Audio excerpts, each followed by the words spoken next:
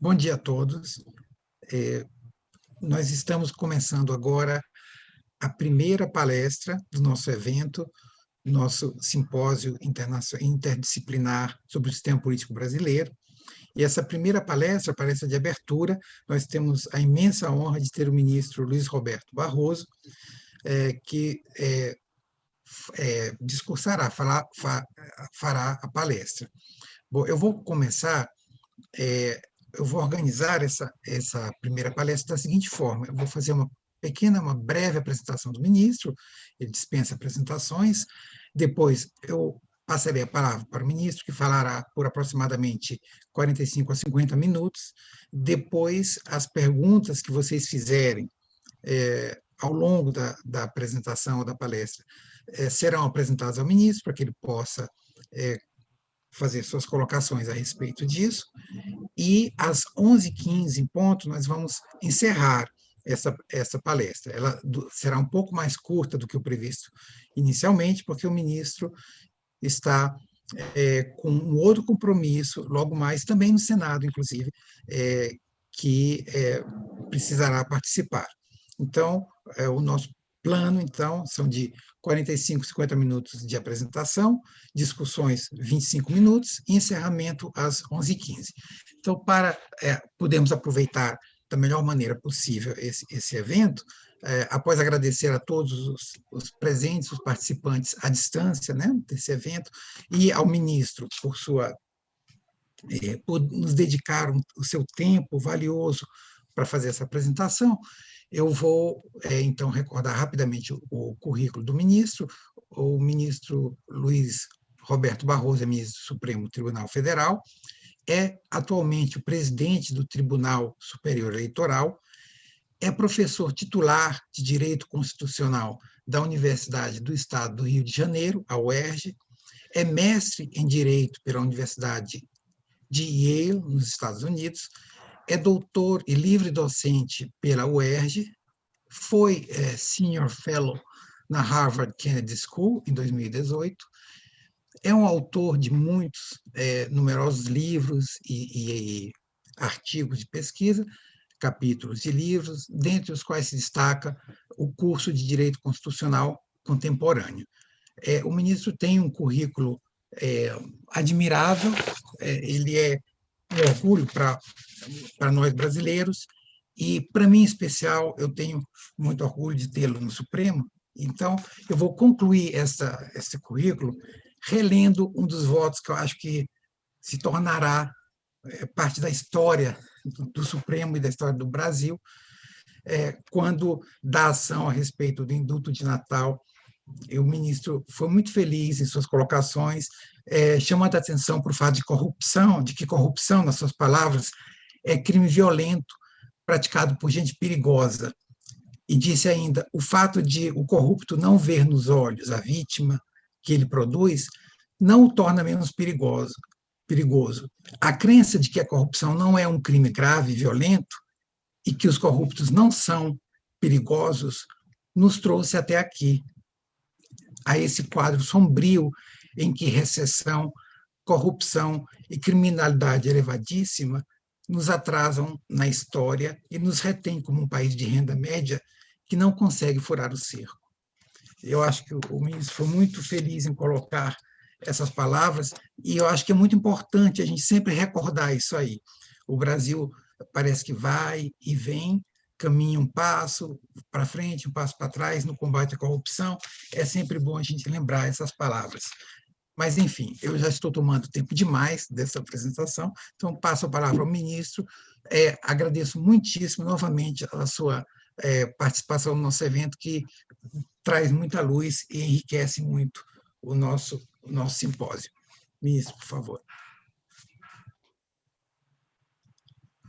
Bom dia, professor Maurício Bulgarim. Bom dia a todos. Eu tenho muito prazer e muita honra de estar aqui e de poder compartilhar com todos algumas ideias e algumas reflexões sobre o sistema político brasileiro e sobre temas conexos. Eu estou na estrada, assim, estou aqui no local meio improvisado, o visual está estranho, mas é o que foi possível nas circunstâncias. E eu agradeço também ao professor, ao cientista político Carlos Pereira, a gentileza do convite.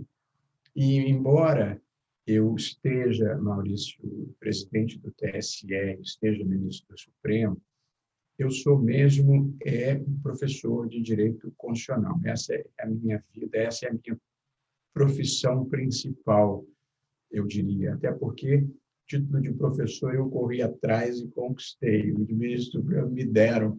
E, portanto, a gente nunca deve se basear naquilo que vem aleatoriamente na vida. Mas as minhas reflexões aqui são as reflexões de um professor que pensa o Brasil, e elas são baseadas, Maurício, sobretudo num trabalho que eu escrevi em 2006, com uma proposta de reforma política, e com algumas adaptações, porque o país muda e a gente muda um pouco também, mas é substancialmente o mesmo conjunto de ideias que eu professava lá em 2006 e talvez desde antes. Outra observação importante eu não sou um ator político, eu sou um ator institucional. E, portanto, vocês não terão um vislumbre das minhas eventuais preferências pessoais, e eu também não falo do varejo político. Eu tenho, como um cidadão brasileiro e como um professor, uma grande preocupação com as instituições e, como ministro do Supremo, até o papel de defendê-las.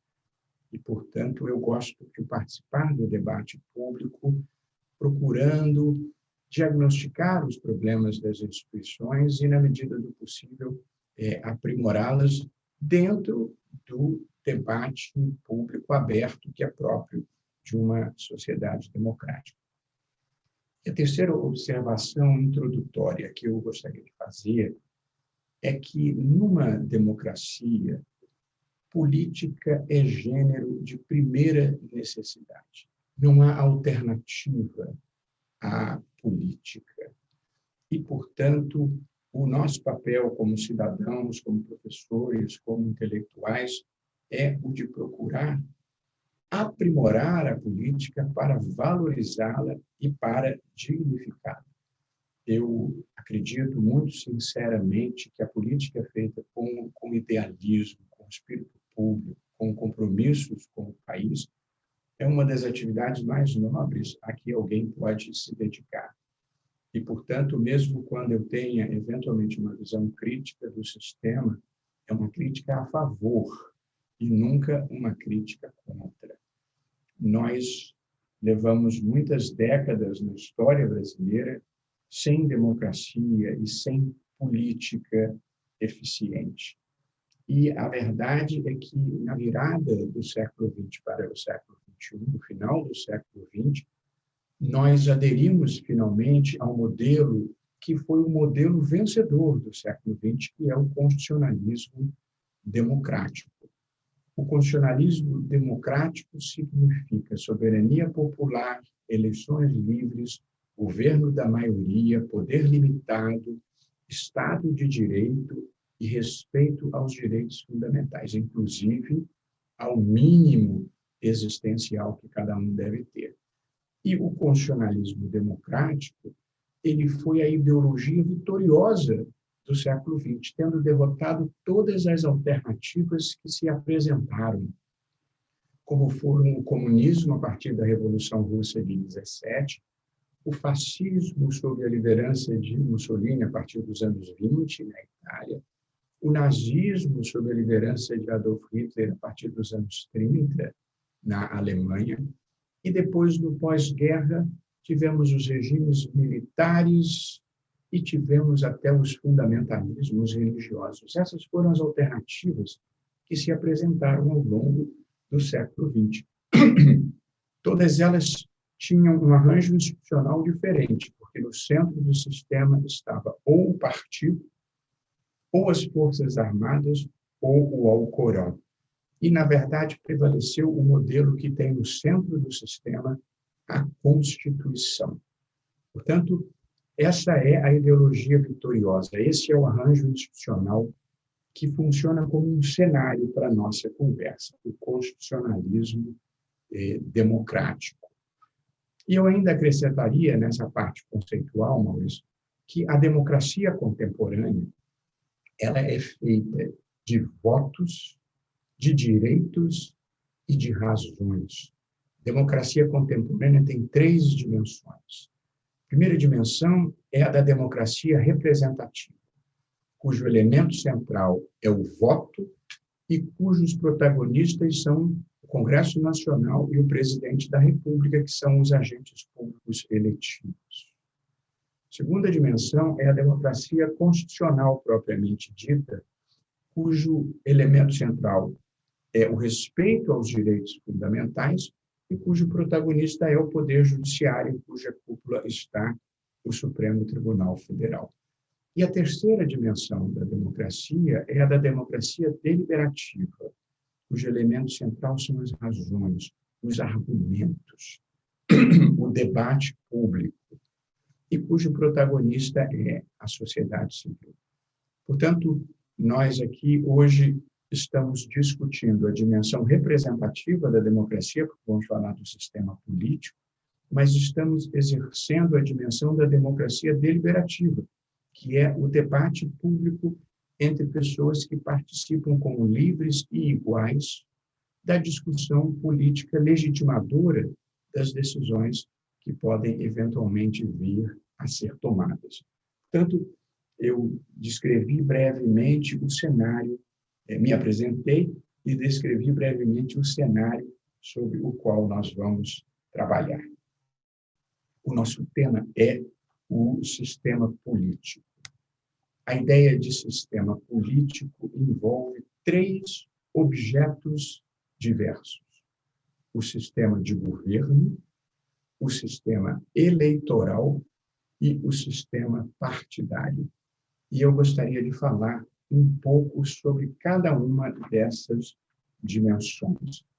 Eu sei que algumas discussões estão postas na mesa, notadamente a que diz respeito ao sistema eleitoral. A questão afeta ao sistema de governo não é uma discussão posta na mesa, e esse é um debate coorganizado pela Câmara dos Deputados. E, evidentemente, o Congresso Nacional não é propriamente um lugar de discussões teóricas, e sim um lugar de deliberações políticas. Não obstante isso, nem todas as deliberações políticas, nem todas as discussões precisam ser voltadas para a próxima eleição ou para o momento imediato. Também faz parte da política olhar para frente, olhar para o horizonte e pensar o futuro. E, portanto, algumas das ideias que eu gostaria de compartilhar aqui, ainda quando elas não estejam postas na mesa, seria bom que estivessem, porque acho que elas representam um caminho para nós fazermos um país melhor e melhor ali na frente, ou assim que seja possível. Eu, portanto, começo, professor Maurício Bugarim, pelo sistema de governo. Há 2 sistemas de governo tipo no mundo, que são o parlamentarismo e o presidencialismo.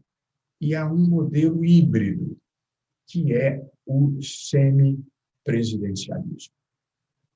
O parlamentarismo, portanto, eu vou começar discutindo o sistema de governo brasileiro e apresentando uma proposta que eu acho que nós precisamos implementar, não para a próxima eleição, mas para um futuro não muito distante. A primeira observação é que o parlamentarismo é o sistema adotado na maior parte das democracias do mundo. Curiosamente, ele já foi 2 vezes rejeitado em plebiscitos pela população brasileira. Em 1963, plebiscito levado a efeito por João Goulart, todos estarão lembrados. João Goulart era o vice-presidente da República quando da renúncia de Jânio Quadros. Houve um veto dos ministros militares à posse do vice-presidente constitucional e houve uma grande composição política sob a qual João Goulart assumiu a presidência, mas no regime parlamentarista, sujeito a um plebiscito, que, assim que ele se considerou seguro o suficiente, ele realizou, e a maioria da população rejeitou o parlamentarismo, e fez muito bem, porque era um mecanismo artificial e casuístico de retirada de poder de um presidente que havia sido eleito. Depois, a Constituinte de 1900, que resultou na Constituição de 1988, como muitos saberão, previa, na sua versão original da Comissão de Sistematização, o modelo parlamentarista, que, no entanto, foi derrubado em plenário, quando, então, prevaleceu o modelo presidencialista. Previu-se a realização de um plebiscito, que efetivamente foi realizado no início dos anos 90, 93, e ali também houve uma rejeição do modelo parlamentarista.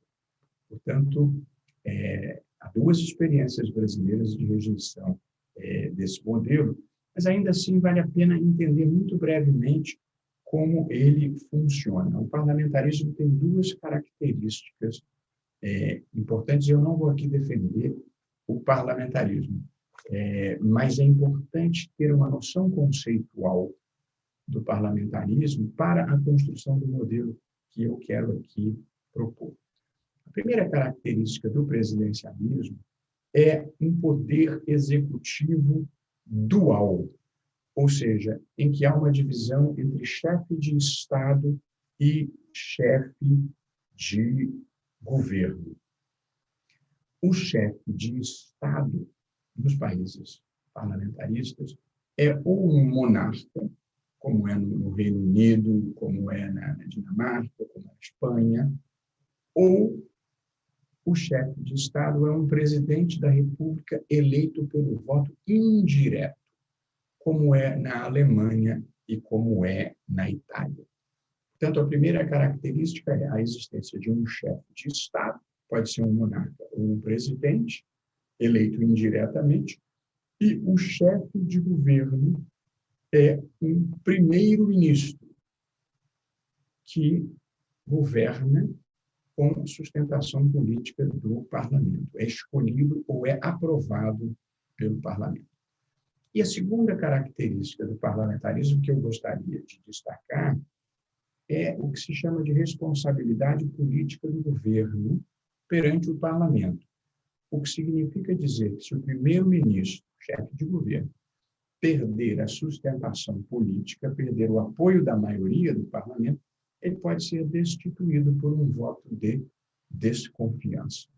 Portanto, essas são duas características essenciais: executivo dual e responsabilização política do governo perante o parlamento, com a possibilidade de troca do chefe de governo. O outro modelo tipo é o presidencialismo, que tem como grande precedente a experiência norte-americana, que resultou na Constituição de 1787, a primeira Constituição escrita do mundo moderno. Houve, na Convenção Americana, em Filadélfia, uma discussão sobre o que fazer com o poder executivo. A tradição do poder executivo era uma tradição monárquica. Houve uma discussão, inclusive Alexander Hamilton defendeu a implantação de uma monarquia, mas prevaleceu a ideia de que não haveria uma monarquia, que seria uma república.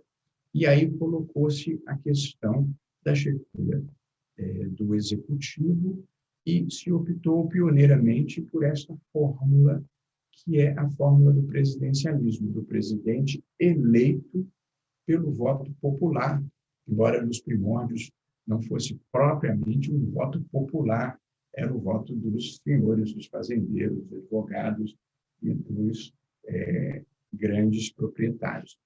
A característica do modelo presidencialista é que o presidente da República acumula essas duas funções, a chefia de Estado e a chefia de governo. Ele é eleito por prazo certo, ele é eleito por voto direto, e por prazo certo ele é eleito para um mandato e não pode ser destituído, salvo pelo cometimento de um crime de responsabilidade, um procedimento que em português chamamos de impeachment. Portanto, na verdade, o presidente da República é eleito por um mandato e tem o direito subjetivo de cumprir aquele mandato, mesmo que ele tenha perdido completamente a sustentação política e a governabilidade.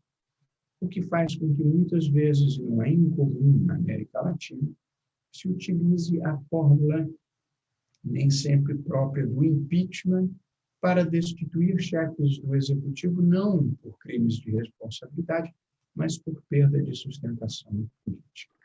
Portanto, na minha visão, há um problema de desenho institucional no constitucionalismo latino-americano, que é esse hiperpresidencialismo, a concentração da chefia de Estado e da chefia de governo no executivo, o que tem feito, Maurício, com que a história da América Latina, inclusive a história do Brasil, tenha sido a história de uma alternância entre modelos caudilistas ou autoritários ou modelos de fisiologismo pela necessidade do que no Brasil se chamou de presidencialismo de coalizão, na necessidade de se formarem maiorias para a sustentação política do presidente da República. Portanto, o hiperpresidencialismo na feição latino-americana tem sido uma usina de problemas. E eu lá em 2006 escrevi, já que agora está tudo sob controle, está tudo bem, vamos pensar no futuro e preventivamente já para daqui a 2 mandatos implantarmos esse modelo que não é imune a crises, mas ele é menos propício à concentração de poder e à quebra de legalidades ou a traumas, como o que o Brasil viveu com o impeachment da presidente Dilma Rousseff, independentemente do que cada um acha sobre aquela circunstância específica. É inevitável que o impeachment da presidente Dilma Rousseff produziu uma fratura no Brasil e acirrou a polarização, quando eu creio que não deve haver dúvida razoável de que ela não foi afastada por crimes de responsabilidade nem por corrupção, mas sim foi afastada por perda de sustentação política, até porque afastá-la por corrupção e depois o que veio, o que se seguiu, seria uma ironia da história. Portanto, é preciso pensar, não para a próxima eleição, Maurício, mas para mais à frente, uma atenuação do hiperpresidencialismo brasileiro.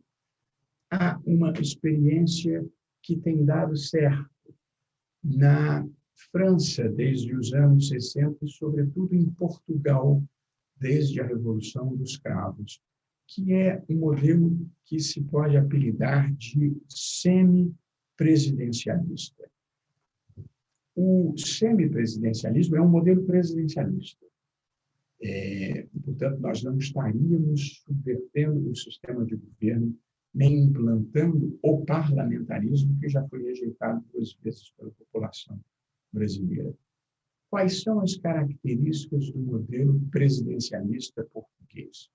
A primeira, o presidente é eleito pelo voto direto, porque no Brasil seria impensável uma outra forma de eleição do presidente da República.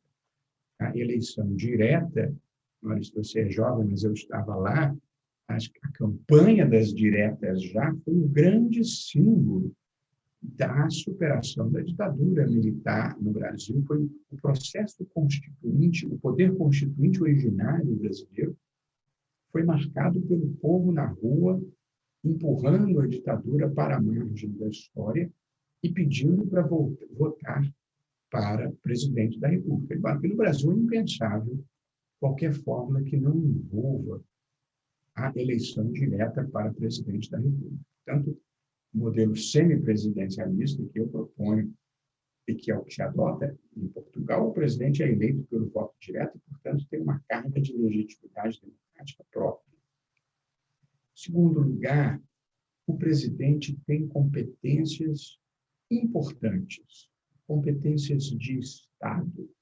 É o presidente que conduz as relações internacionais, é o presidente que nomeia os embaixadores, o presidente é o comandante em chefe das Forças Armadas, é ele que nomeia os comandantes militares, o presidente é quem indica os ministros de tribunais superiores, do Supremo, do STJ, do TST, e o presidente da República pode apresentar projetos de lei, e é ele quem indica o primeiro-ministro.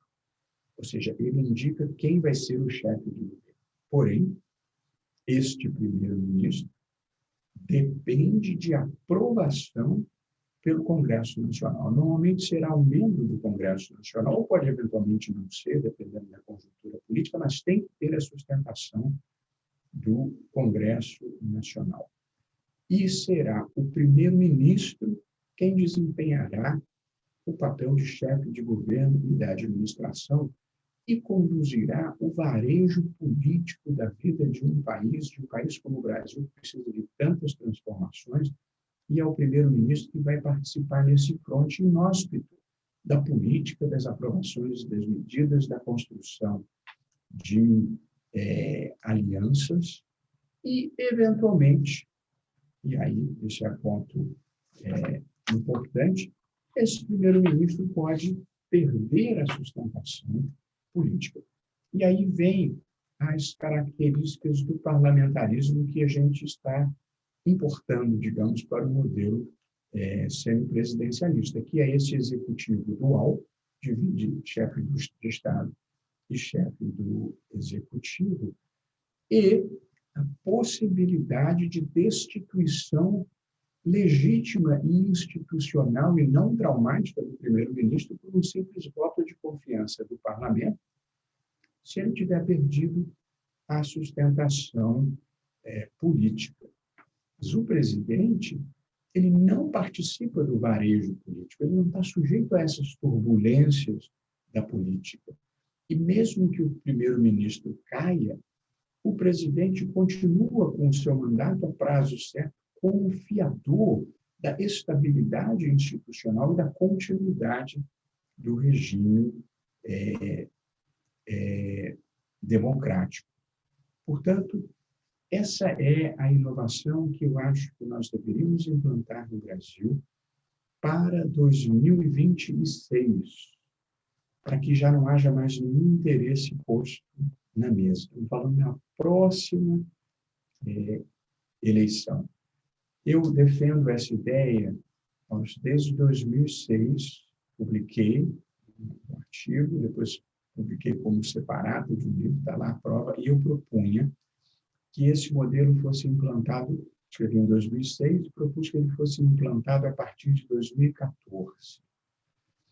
E se tivesse sido adotado, teria nos poupado de muitas chateações institucionais que nós tivemos ao longo desse período.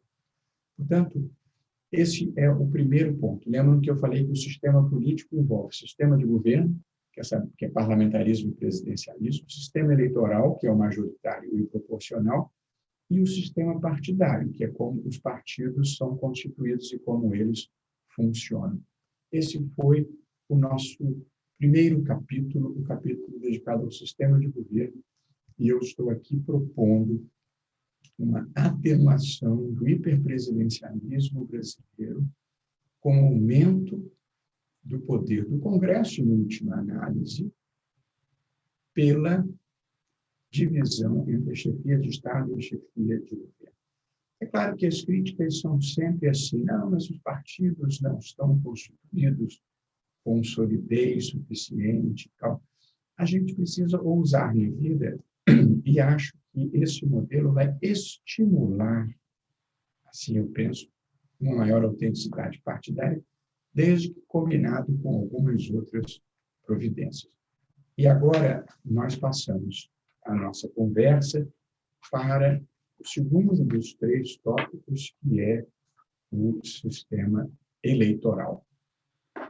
Eu tenho, Maurício, não sei se você já terá me ouvido dizer isso, eu tenho uma superstição nessa vida. Eu gosto de classificar tudo em classificações tricotômicas, gosto de classificar as coisas em 3. Primeiro, porque a classificação é uma técnica que oferece a possibilidade de você ter uma fotografia do todo, olhando essa classificação. Ela existe para você ter uma visualização imediata. Se elas forem muito analíticas, elas não preenchem essa finalidade. Alguém poderia imaginar que eu gosto de classificar tudo em 3, talvez em homenagem à Santíssima Trindade, não, ou a dialética hegeliana, também não, é um motivo mais prosaico. E quando eu estudava direito tributário, na minha outra vida como estudante de direito, nós aprendíamos que havia 3 espécies de tributo: imposto, taxa e contribuição de melhoria. E vivíamos felizes e em paz. Até um dia que o regime militar criou um empréstimo compulsório. E o empréstimo compulsório tipificado com tributo. Eu quero dizer para os mais jovens que a vida aqui já foi pior. Quando a gente abastecia o carro de combustível, tinha que recolher um plus, um acréscimo, um sobrepreço, que era o empréstimo compulsório que o governo tomava da gente. E para viajar para o exterior também tinha que recolher um empréstimo compulsório, que era um sobrepreço, que um dia eles devolveriam, e gerou, aliás, uma imensa discussão sobre critérios de correção dessa devolução. Então, muitos advogados trabalharam nisso. O Estado brasileiro ajuda a advocacia. Mas, então, eles romperam com a barreira dos 3 e disse que empréstimo compulsório também é tributo. Nunca mais houve consenso sobre a classificação dos tributos no direito brasileiro. Pode perguntar aos tributaristas, não tem 2 que acham a mesma coisa. E eu considero isso se deveu à quebra da barreira dos 3. E quando alguém diz, mas esse sujeito, professor de direito constitucional, ministro supremo, cultiva esse tipo de superstição, eu gosto de lembrar que Niels Bohr, que foi o vencedor do Prêmio Nobel da Física, um sujeito que trabalhava com mecânica quântica, ele tinha na porta do gabinete de trabalho dele uma ferradura. E um dia um jornalista perguntou para ele, tem sempre um jornalista na área, eu já aprendi isso, perguntou para ele por que ele, um cientista, um agnóstico, um homem que vivia na objetividade da vida, cultivava aquele tipo de superstição. Ele disse, é que parece que dá sorte, mesmo para quem não acredita. Eu sou militante dessa crença também. O sistema eleitoral, como eu disse, ele identifica os critérios de escolha dos que vão titularizar os órgãos de representação política. Há 2 grandes sistemas eleitorais praticados no mundo, o majoritário e o proporcional. Nós, no Brasil, praticamos os 2, tanto o majoritário quanto o proporcional. Nós usamos o majoritário para a escolha do presidente da República, do governador de Estado, do prefeito municipal, portanto, dos chefes do Executivo, e também para a escolha dos membros do Senado Federal. E utilizamos o sistema proporcional para a escolha dos membros das casas legislativas municipal, Câmara dos Vereadores, Assembleia Legislativa, e para a Câmara dos Deputados. O sistema proporcional é um sistema pelo qual, no sistema majoritário, como o nome sugere, o mais votado para o cargo obtém a vaga. No sistema proporcional, o partido obtém o número de vagas proporcional, como o nome sugere, ao percentual de votos obtidos. E, portanto, se o partido tiver obtido 20% dos votos, ele preencherá 20% das cadeiras. Se tiver recebido 15% dos votos, ele terá direito a 15% das cadeiras. Eu vou focar a nossa conversa aqui na questão do voto do sistema proporcional para a Câmara dos Deputados. Esse vai ser o foco do nosso debate e da nossa conversa aqui. Como é o sistema brasileiro atual de eleição para a Câmara dos Deputados? É um sistema que se diz proporcional em lista aberta. O sistema proporcional em lista aberta é aquele em que o partido apresenta os seus candidatos, geralmente em 1,5 o número de vagas a serem preenchidas, e o eleitor pode votar no nome que lhe pareça bem, no nome que escolher. Essa é a face que parece positiva do sistema. O eleitor escolhe livremente o seu candidato. Porém, o sistema brasileiro proporcional em lista aberta para a Câmara dos Deputados, ele tem alguns problemas que eu acho que merecem ser destacados aqui. O primeiro deles, ele é um sistema muito caro, porque o candidato pode ser votado em toda a circunscrição eleitoral, ele pode ser votado em todo o estado. Portanto, em tese, ele precisa fazer campanha em todo o estado, o que encarece, evidentemente, a sua atuação. Em segundo lugar, nesse modelo do voto proporcional em lista aberta, o principal concorrente do candidato do PT é o outro candidato do PT, ou o principal concorrente do candidato do PSDB é o outro candidato do PSDB, porque eles concorrem na mesma faixa de eleitorado, os votos que seriam dados àquele partido, àquela linha ideológica. Portanto, isso faz com que o debate se personalize, em vez de ser um debate propriamente programático.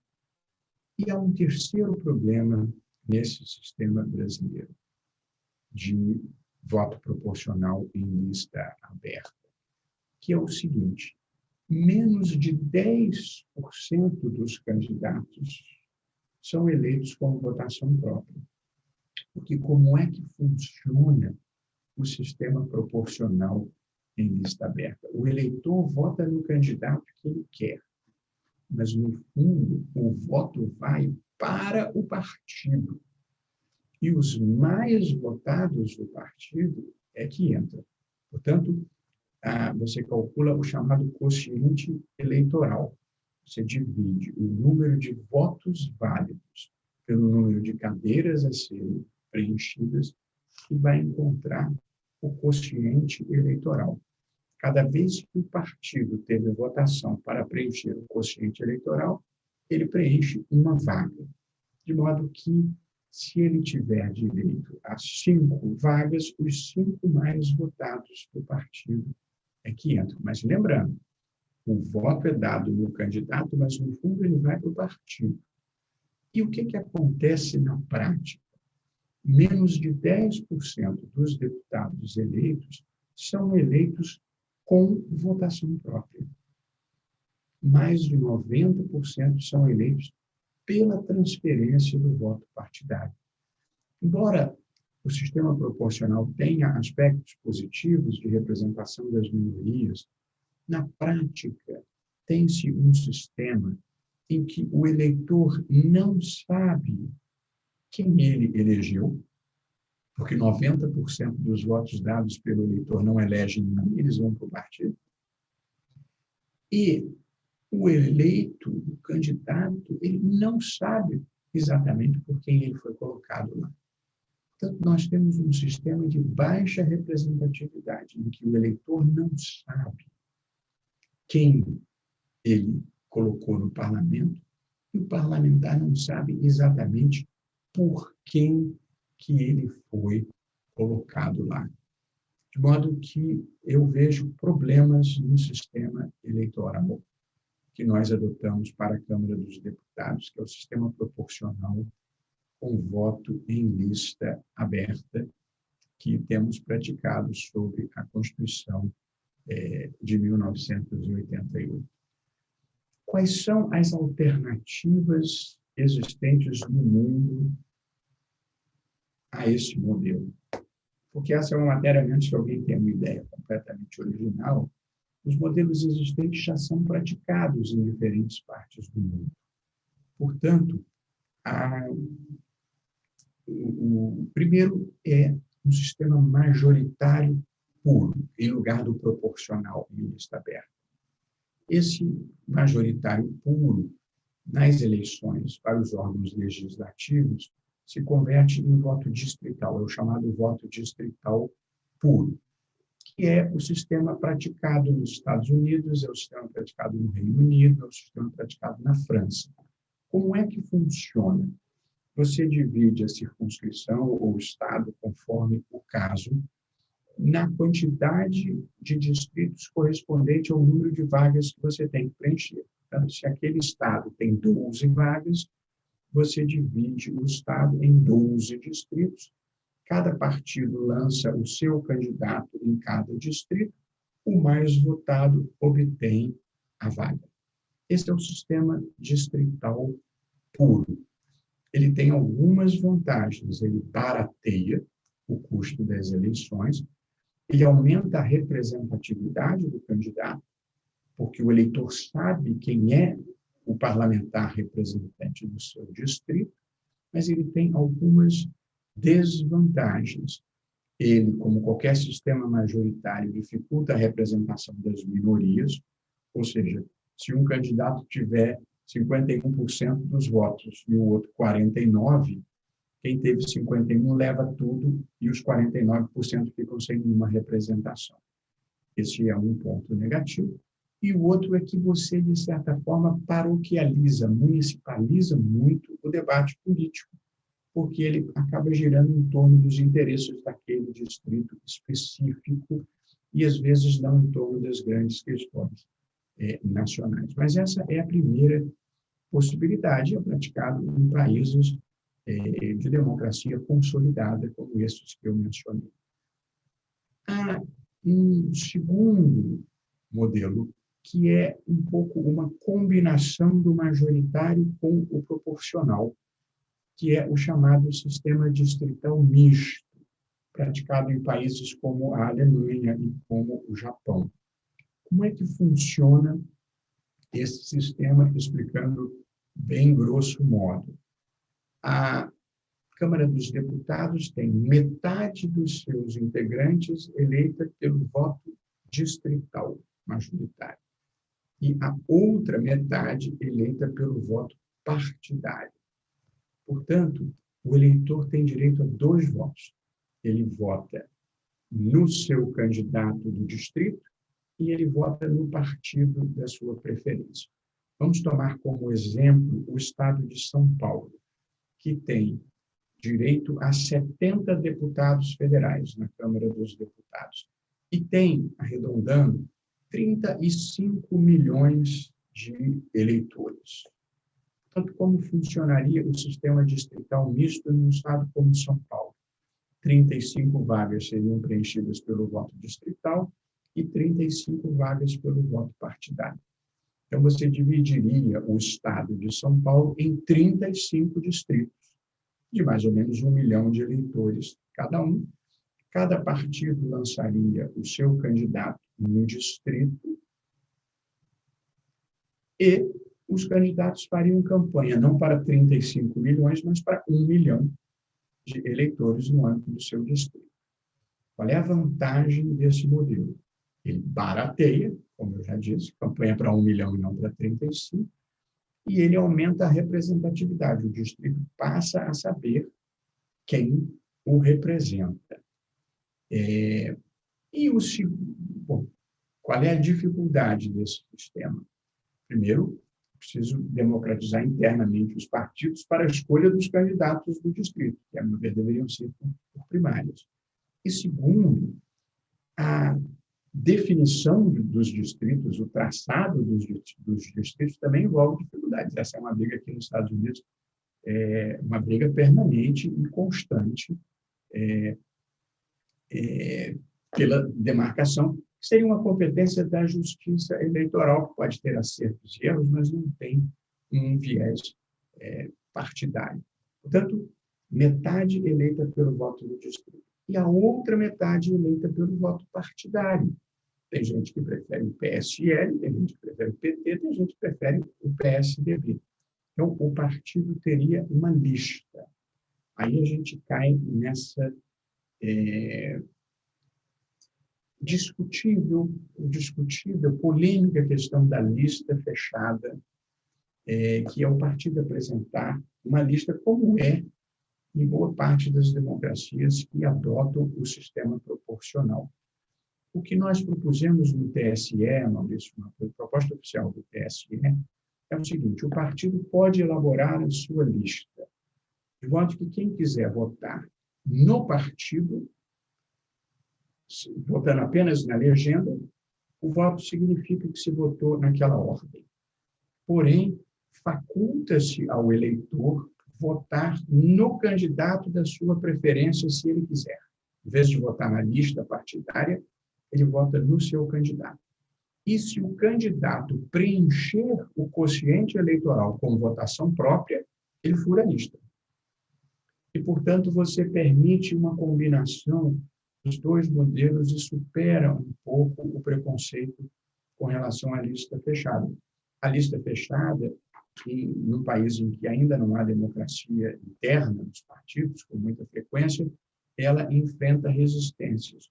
Mas eu quero relembrar que na lista fechada, boa ou ruim, o eleitor sabe quem ele está colocando lá.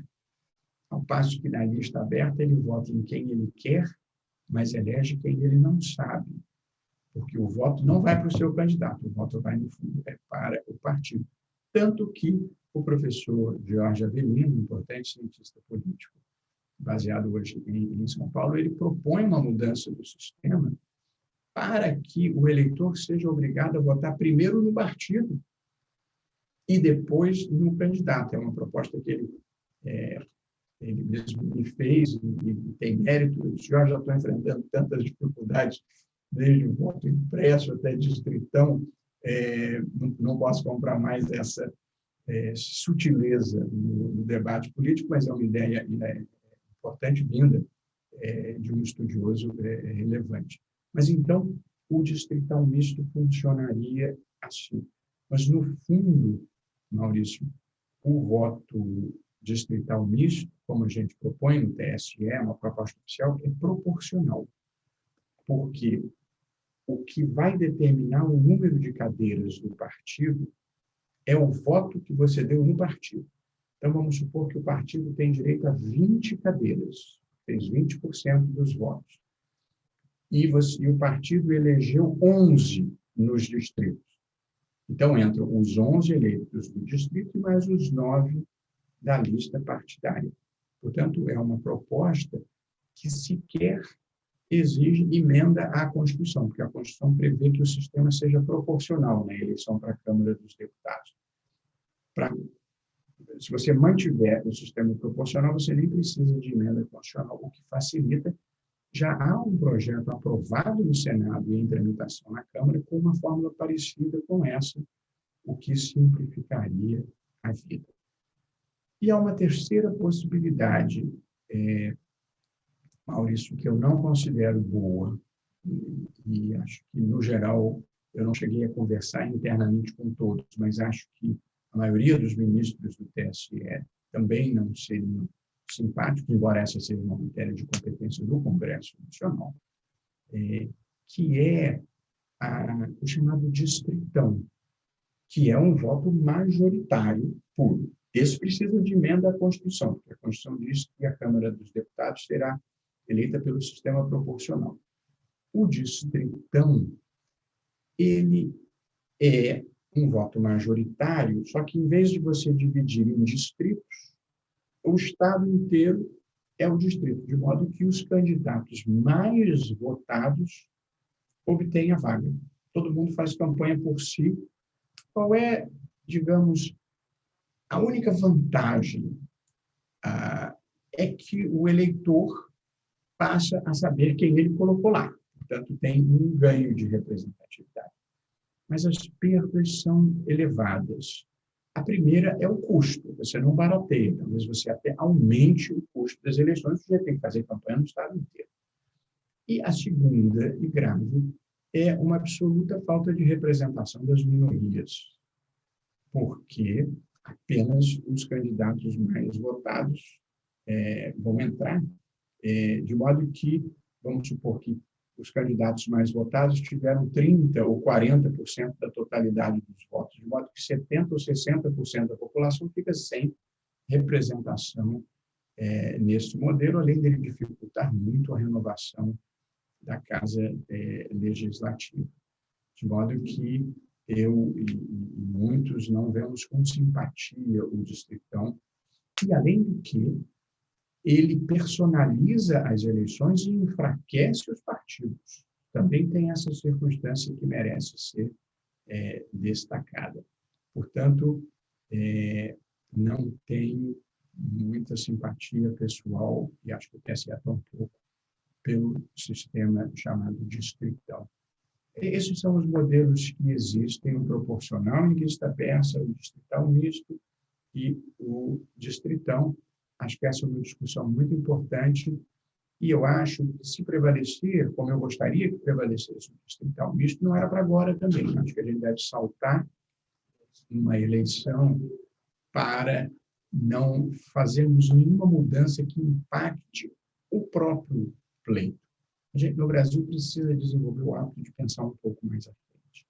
E aqui vou concluir, Maurício, com o sistema partidário, em que acho que o Congresso introduziu duas mudanças importantes que ainda não produziram a plenitude dos seus efeitos, que foi a proibição de coligações em eleições proporcionais, o que é um estímulo ao desaparecimento dos partidos de baixa densidade eleitoral e geralmente de pouca autenticidade programática, lamentando pelos partidos de esquerda esses de autenticidade programática que são afetados, mas é preciso ter votos, é preciso conquistar espaço político e talvez seja preciso se fundir, quem sabe finalmente a esquerda vai se unir e criar um partido com mais substância, em vez de ser esse processo totalmente atomizado que se tem agora.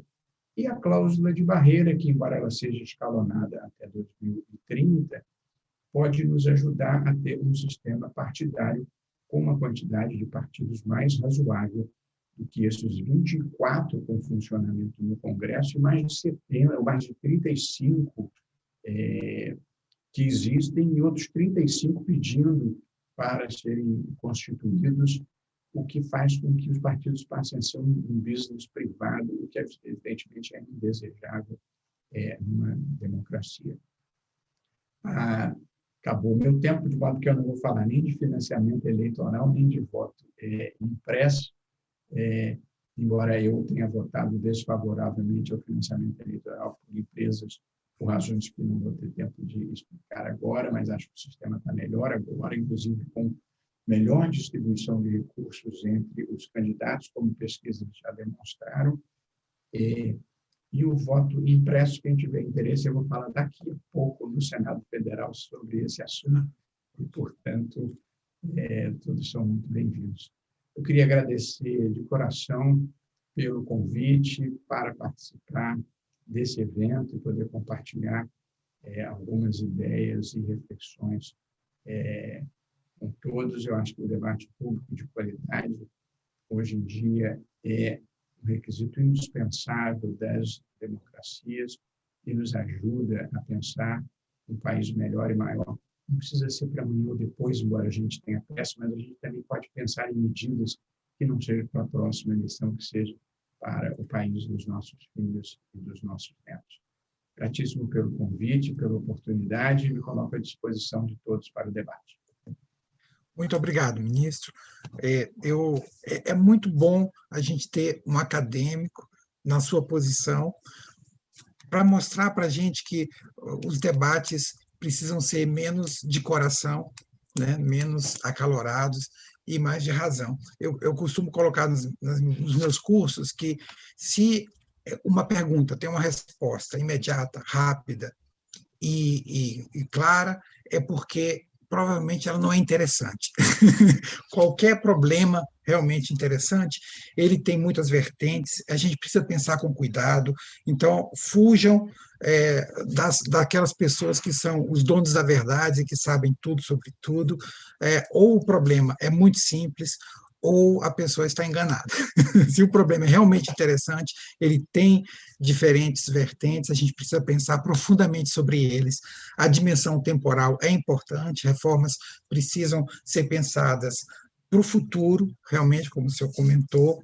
O senhor apresentou, numa visão acadêmica, propostas super importantes e super relevantes, né, para o futuro do nosso sistema eleitoral, do nosso sistema representativo. E temos aqui muitas perguntas, naturalmente, né, que foram suscitadas disso aí. Eu vou ler algumas, vou ler talvez de 3 em 3, e aí o senhor vai respondendo, e se sobrar tempo a gente continua. Uma das perguntas da Marta Santos diz respeito à relação entre listas fechadas e a representação feminina no Brasil. Segundo ela, o sistema de lista aberta não tem favorecido a representação feminina, se o sistema de lista fechado poderia caminhar nessa direção.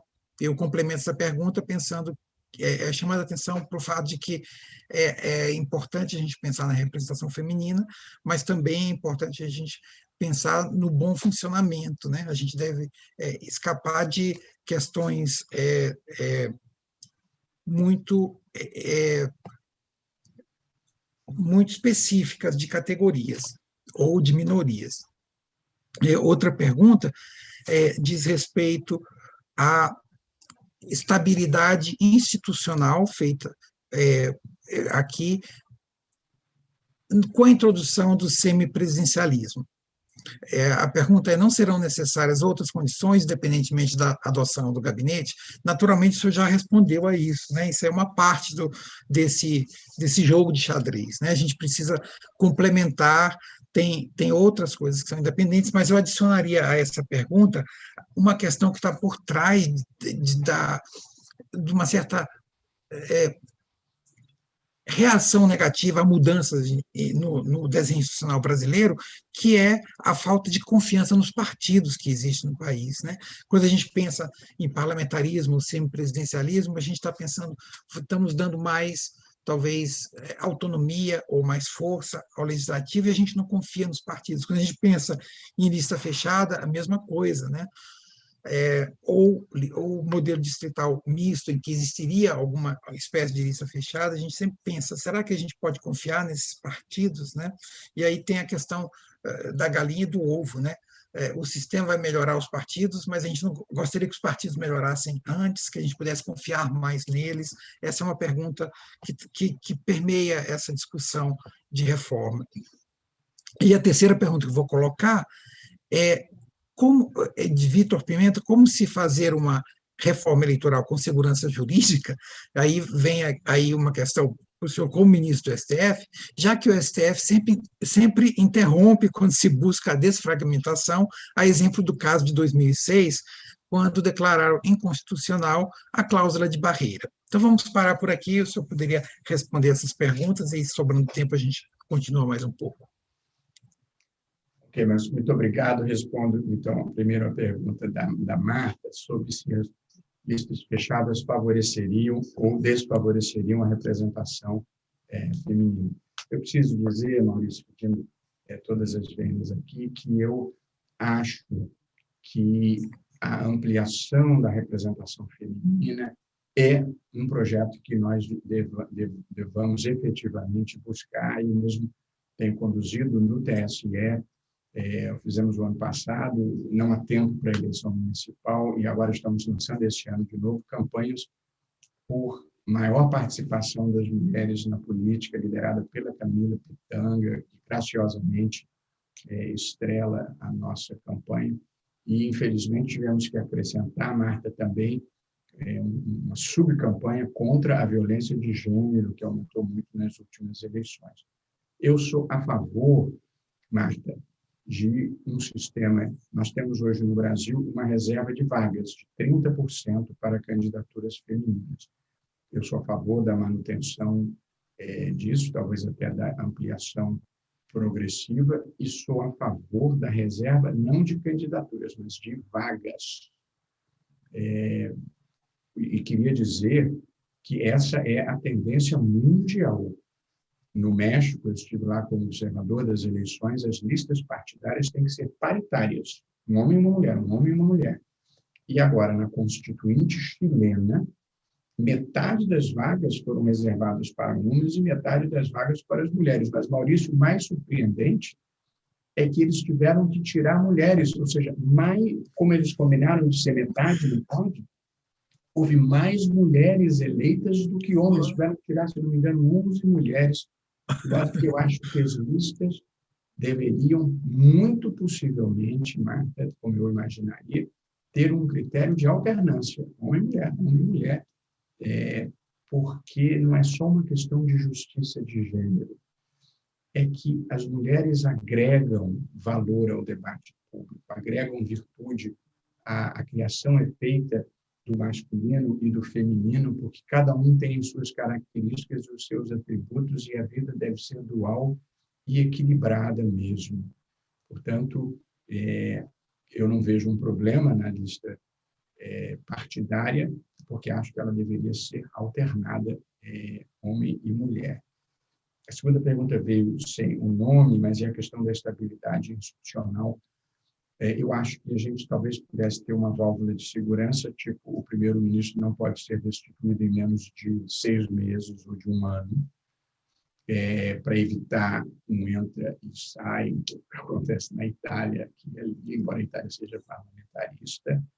E uma coisa, Maurício, que eu destacaria, da minha experiência na vida, frequentemente, quando você dá mais responsabilidade a uma pessoa e ela está sob o foco da observação, ela tende a melhorar. Portanto, você dá responsabilidade, um crédito de confiança e monitoramento, isso aumenta a qualidade do desempenho. Eu tenho essa esperança relativamente à questão do semipresidencialismo e o papel dos partidos e do parlamento. Quanto à pergunta do Vitor Pimenta, eu acho, sim, Vitor, que na votação de 2006 da cláusula de barreira, eu preciso dizer, para me absolver, que eu não estava no Supremo. 2, que eu escrevi em defesa da cláusula de barreira, em 2006. Acredite em mim, e está lá na revista de Direito do Estado, em separatas que eu distribuí. Acho que o Supremo não foi feliz nessa decisão. Mas as pessoas também não devem ser julgadas fora do seu tempo.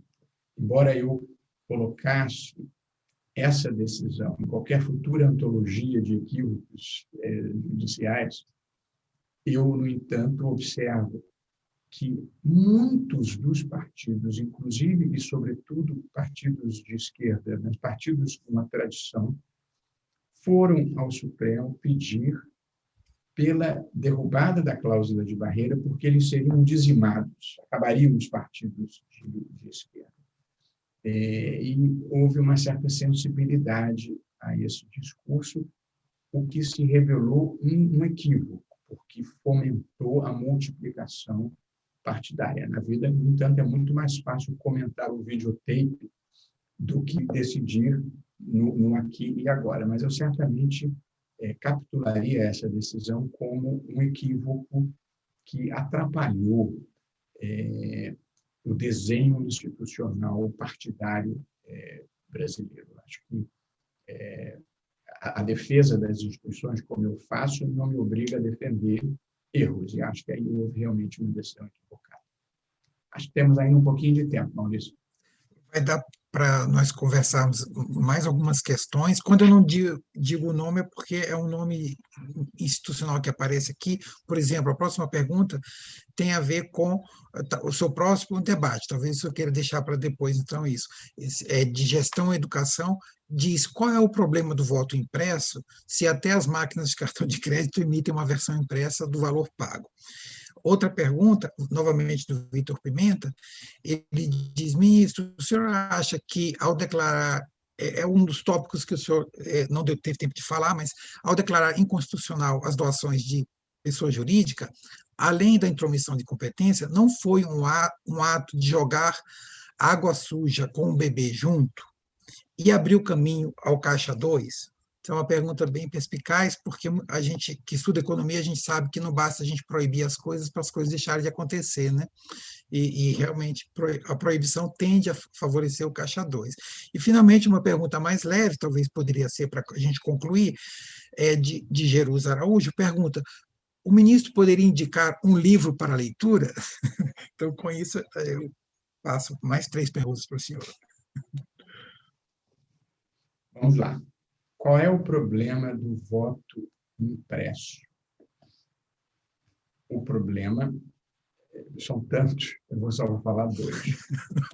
Primeiro, é o risco de quebra de sigilo, num país em que se compra voto, a miúde ainda.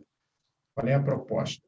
O eleitor vota no seu candidato, o voto eletrônico, e em seguida aparece na tela toda a composição do seu voto. Presidente, governador, senador, deputado federal, deputado estadual. E aí ele manda imprimir. Esse voto cai numa caixa. Quando se pedir a recontagem, e o voto impresso, a única finalidade dele é recontagem, você sabe a composição inteira do voto do eleitor. E quem comprou o voto ainda pode pedir, você anule o voto de deputado estadual para eu saber que é o seu. E aí você consegue conferir se o que você comprou foi entregue. Portanto, o primeiro problema é um problema de sigilo, e é gravíssimo, mas não é o maior. O maior problema é que nós vamos ter 150 milhões de votos impressos.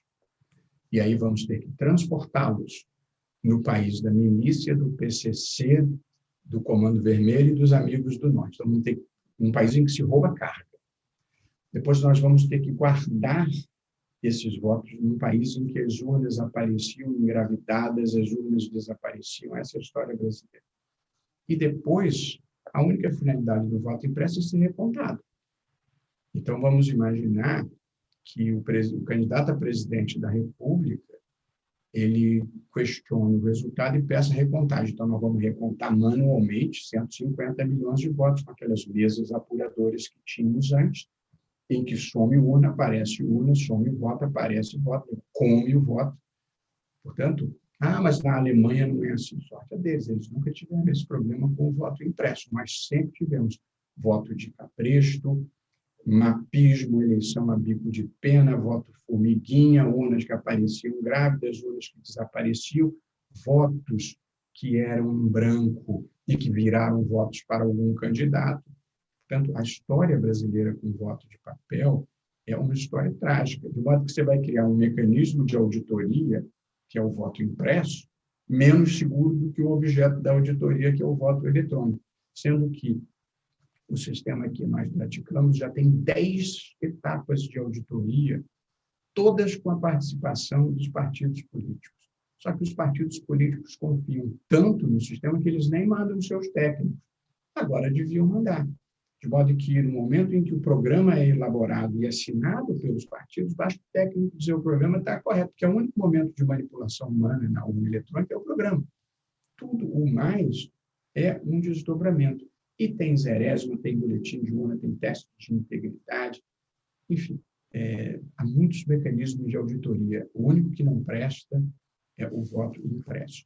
Se alguém quiser defender o voto impresso para algum lugar no futuro, tem que conceber um mecanismo pelo qual a recontagem seja eletrônica.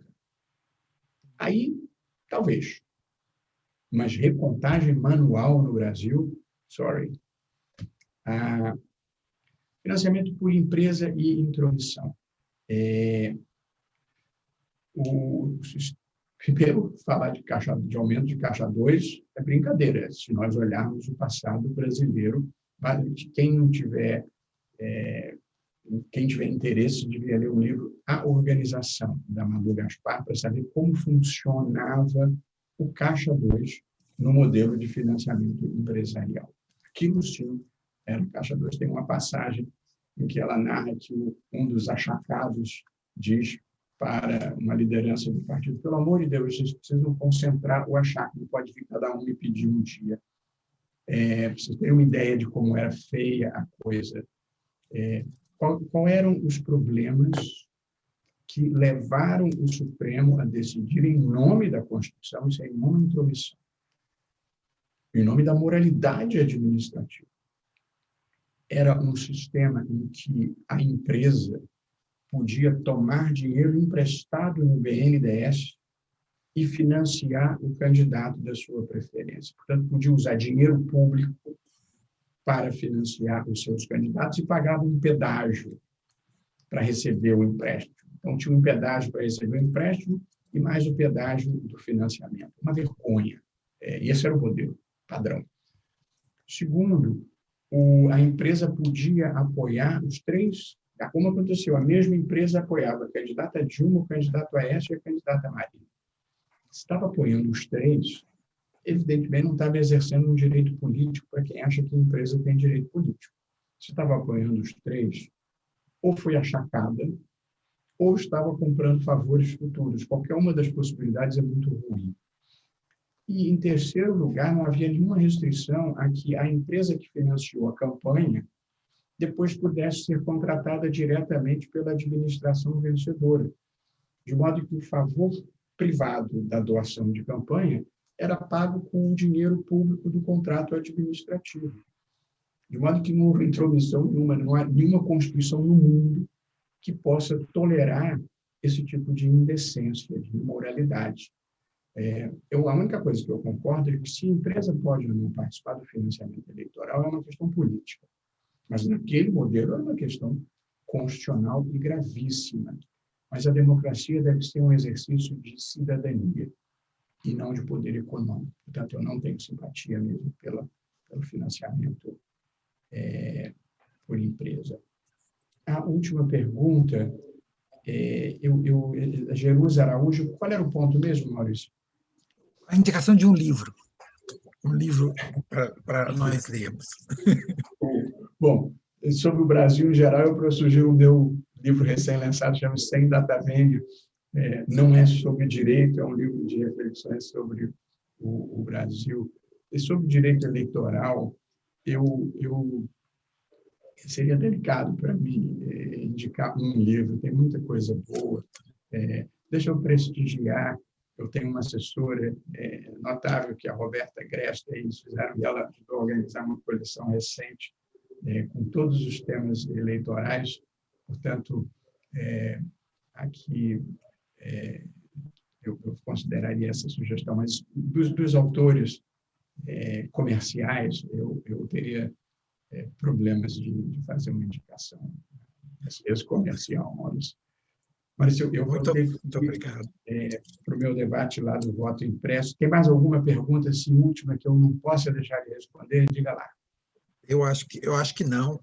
Talvez eu gostaria que o senhor lhe pedir a despedida, suas últimas considerações, mas eu vou lhe roubar um minuto do seu tempo para fazer um comentário a respeito de uma teoria econômica que sugere que, em muitas situações, o mecanismo de verificação estocástica é o mecanismo mais eficiente em uma série de aspectos.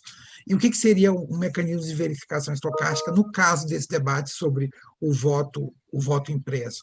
Seria o TSE escolher um certo número pequeno de urnas que seriam no qual seria incorporado o voto impresso. Eu sei que o TSE já fez isso no passado, né?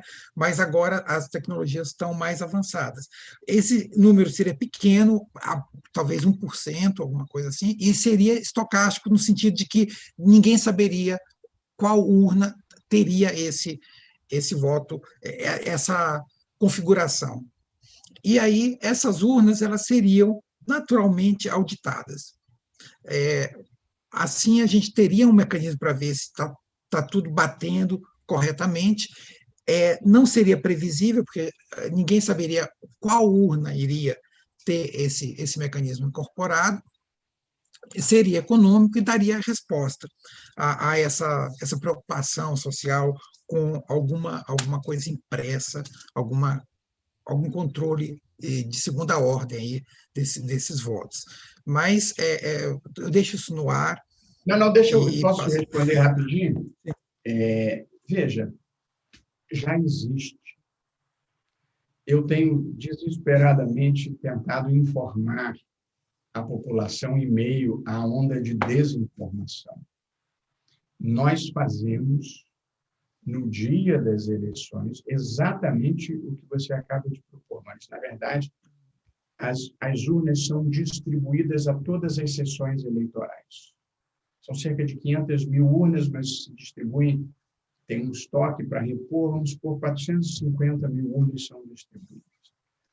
Na véspera das eleições, as urnas já nos seus locais, 100 urnas são sorteadas no Brasil inteiro, mais ou menos 100 urnas, e aí elas são tiradas do local em que elas já estão, levadas para o TRE, na presença dos partidos, do Ministério Público, da OAB e da Polícia Federal, e ali a urna é submetida a uma auditagem independente, uma empresa de auditoria independente, exatamente o que você propôs.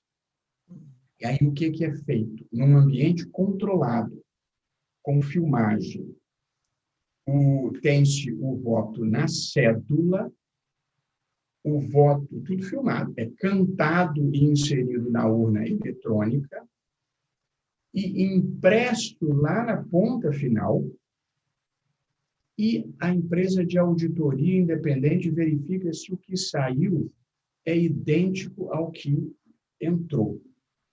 Só que, para ser controlado, filmado, você tem um número limitado. Nós vamos até aumentar de 100 para um número maior. Mas você não consegue fazer 5.000 lugares com filmagem, entendeu? E aí, o Maurício, sem filmagem, ou seja, o manuseio do voto sem filmagem nos reconduz ao filme de terror que nós vivíamos antes. Mas já existe essa auditoria e até uma ideia que se colocou na mesa, em vez de ser um sorteio do TSE, que eu acho que é o melhor, na presença dos partidos, mas os partidos não vão porque confiam. Mas eu toparia até se os partidos escolhem quais são as urnas que eles querem que sejam submetidas à auditoria independente, entendeu? Em todos os estados, os partidos se unem e escolhem. Ou seja, não tem risco. O único equívoco é que as pessoas ainda são analógicas no mundo digital. Então, elas acham que se tiver um papel vai ser mais seguro. O papel é menos seguro, porque o papel é sujeito a desaparecer, a aparecer em outros papéis. Esse é o problema. Eu tive a única ideia que eu consideraria, mas já não daria mais tempo para agora, é nós instituirmos esse voto impresso que cai na cara. É uma ideia, não estou nem me comprometendo com ela, mas tem que ter um mecanismo automático de contagem dos votos. O manuseio humano sempre foi a fonte das fraudes, o foco de todas as fraudes. Ok? Eu queria agradecer muito ao convite por estar aqui, ao professor Maurício Bugarim e aos organizadores desse evento, por me permitir trocar ideias e ouvir as aflições das pessoas e responder com absoluta transparência e franqueza.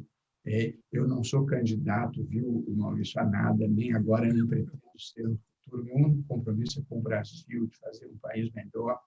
E, portanto, a minha única oposição ao voto impresso é que eu acho que ele vai nos fazer mal e não bem. Okay? Muito obrigado. Obrigado. Muito obrigado, ministro. Vamos, então, encerrar a sessão e liberá-lo para seu próximo compromisso. Tudo de bom. Até logo. Obrigado a todos.